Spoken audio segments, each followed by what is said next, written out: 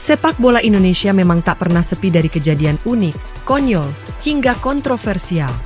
Dari ketua PSSI yang tetap berkuasa meski di penjara, sebuah klub dengan 2 kepribadian, tim yang main dengan 12 pemain, hingga pertandingan yang harus dipindah ke stadion lain hanya untuk menyelesaikan beberapa menit tersisa.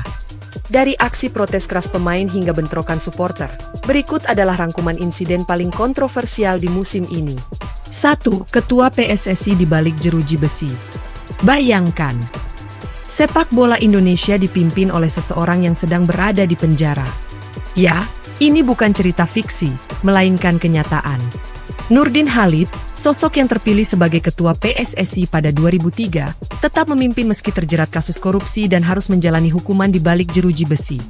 Tapi yang lebih gila lagi, dia mengubah statuta PSSI agar tetap bisa menjabat meskipun di penjara.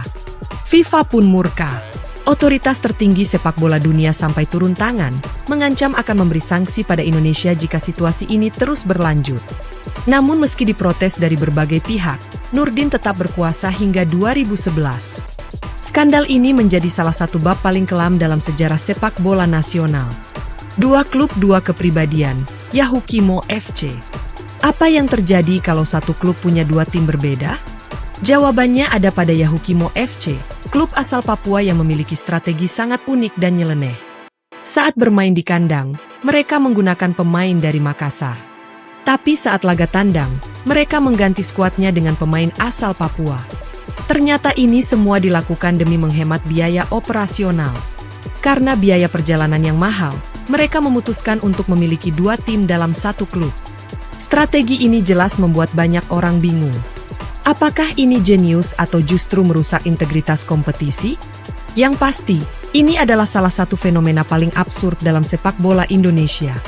3 PSM versus Barito, 12 pemain di lapangan. Gimana kalau sebuah tim main dengan 12 pemain di lapangan? Itu yang terjadi di laga PSM Makassar versus Barito Putra. Entah karena miskomunikasi atau kelalaian ofisial pertandingan, tiba-tiba PSM kedapatan bermain dengan 12 pemain di lapangan selama beberapa detik. Coba bayangkan.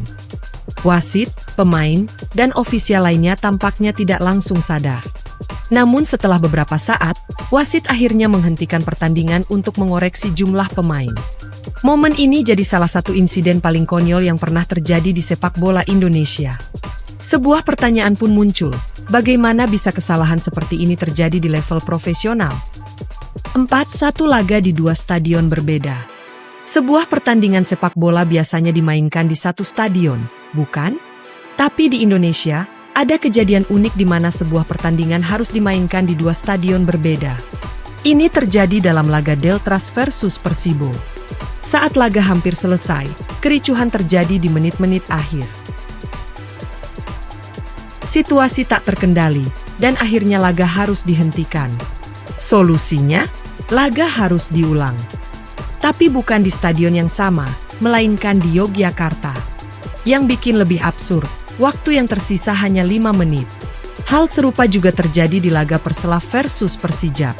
Laga dihentikan di menit 70 karena supporter rusuh, lalu dilanjutkan di Sidoarjo tanpa penonton, hanya 20 menit, dan berakhir dengan skor 1-0 untuk Persijap. Bayangkan harus pindah kota hanya untuk menyelesaikan beberapa menit pertandingan. 5 mati lampu saat pertandingan. Apa yang lebih buruk dari tim yang kalah? Jawabannya, pertandingan yang tiba-tiba gelap gulita. Ini terjadi pada 14 Februari 2025, saat laga sengit Persik Kediri versus Persis Solo sedang berlangsung. Tiba-tiba, lampu stadion padam. Pemain kebingungan, supporter mulai gaduh, dan wasit tak bisa melanjutkan pertandingan. Yang bikin lebih miris, ini bukan kejadian pertama. GBT pada 2019, Persija di Liga Champions Asia 2023, dan masih banyak lagi kejadian serupa dalam sejarah sepak bola Indonesia. Apakah ini murni masalah teknis? Atau ada faktor lain yang membuat insiden ini terus berulang? Deltras FC versus Persibo Bojonegoro. Kita mulai dengan laga antara Deltras FC melawan Persibo Bojonegoro yang berakhir imbang 1-1. Gol penyama kedudukan Persibo memicu protes keras dari pemain Deltras yang merasa dirugikan. Tak hanya itu, supporter yang tidak terima mulai masuk ke lapangan, membuat situasi semakin memanas. Wasit harus dikawal keluar stadion demi keselamatannya. Persijap Jepara versus Persela Lamongan. Laga sengit antara Persijap Jepara dan Persela Lamongan juga berakhir dengan ketegangan tinggi. Supporter kedua tim terlibat bentrokan setelah peluit panjang dibunyikan. Kerusuhan dipicu oleh keputusan kontroversial wasit yang memberikan penalti kepada Persela di menit-menit akhir. Akibatnya, sejumlah bangku stadion rusak, dan aparat keamanan harus turun tangan untuk meredam situasi. Playoff degradasi Perserang versus PSKC Cimahi. Kericuhan juga pecah di playoff degradasi Liga 2 antara Perserang-Serang melawan PSKC Cimahi.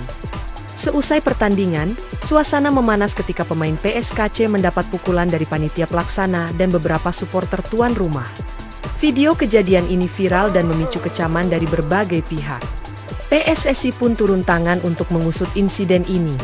Liga 2, pekan ketiga tidak hanya 2 laga tadi. Dalam 3 pekan awal Liga 2, tercatat 4 insiden pemukulan terhadap wasit dan ofisial pertandingan.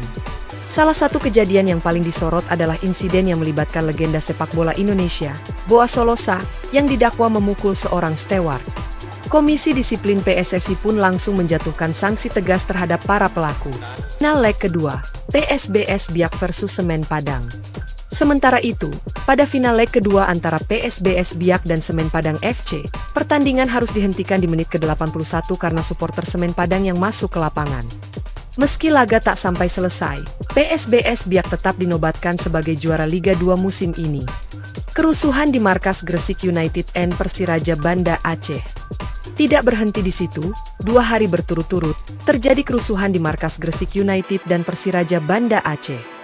Di Banda Aceh, supporter melempar botol ke arah pemain dan ofisial PSMS Medan setelah laga berakhir tanpa gol.